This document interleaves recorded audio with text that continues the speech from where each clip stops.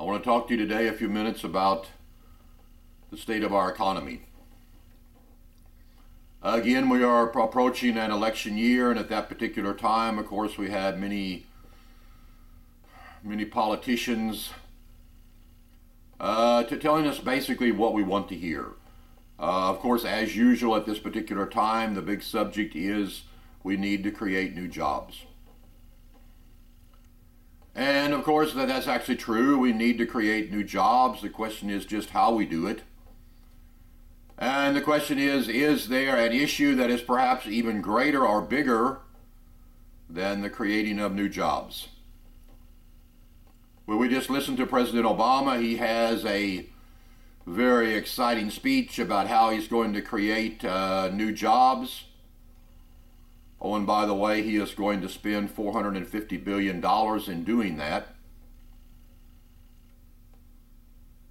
Creating of jobs is indeed always necessary.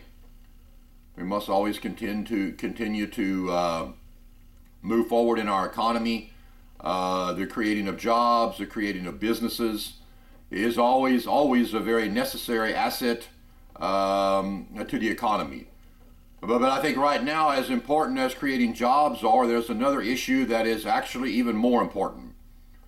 What we actually need to be addressing and what politicians need to be addressing, of which they are not doing, because it is a very difficult, very not pleasant subject, and that is a national debt.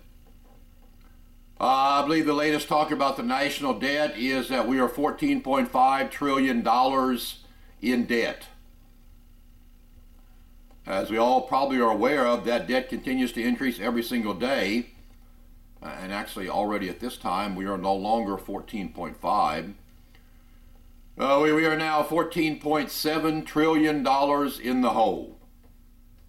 Some people might ask, and they might say, well, what does that actually mean? Is it actually very, very important? Yes, it is. In other words, if we do not do something about our national debt, we will very soon not be able to even pay the interest on that debt. After a while, our dollar will become weaker and weaker and weaker. And sooner or later, if we do not get our debt situation under control, sooner or later our dollar will be removed as the world currency, if that happens.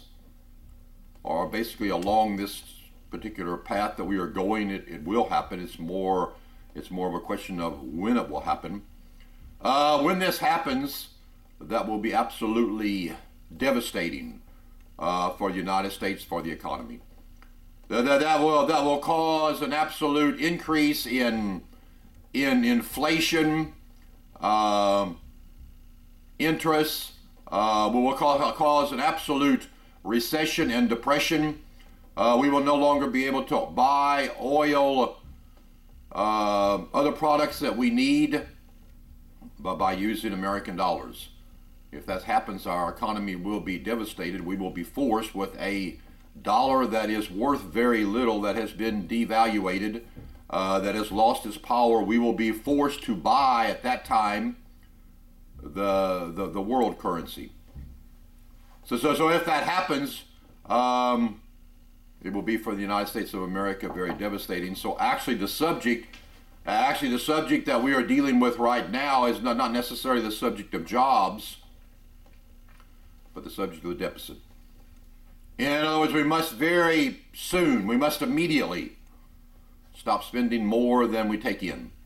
But we must immediately tell the American people that the fix to our economy is not easy. In fact, even the word not easy is a gross understatement. It will be very difficult. It will be very painful. In other words, we will have to cut every single area. That means military. That means areas that we do not want to cut. We will have to do things that will make people very angry. That will be very hard to do. They are actions that will be actually very painful.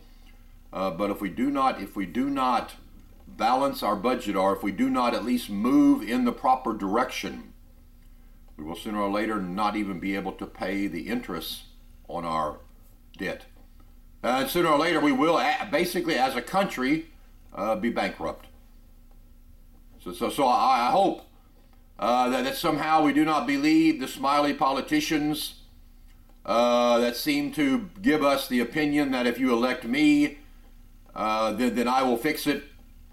No, at this particular time, not the Republican Party, the Democratic Party, or the Tea Party are actually telling us the truth. The remedy to our problem is not as simple as we need more jobs. The remedy to our problem is very difficult, very painful, and we must take very, very radical measures to get our debt decreasing, not increasing.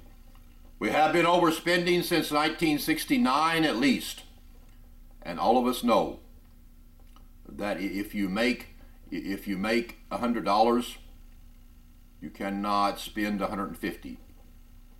If you do that for a long period of time, you will automatically be bankrupt. So I hope that the American people will begin themselves to think, to look and to examine, because the politicians are lying to us. I would like to leave you with this quote from Thomas Jefferson. Thomas Jefferson said, please listen to this, please heed this. This is very, very important, and I believe applies to this time. Thomas Jefferson said, the people have two enemies, criminals and government. So let us tie the second down with the chains of the Constitution, so the second does not become the legalized version of the first. Thank you.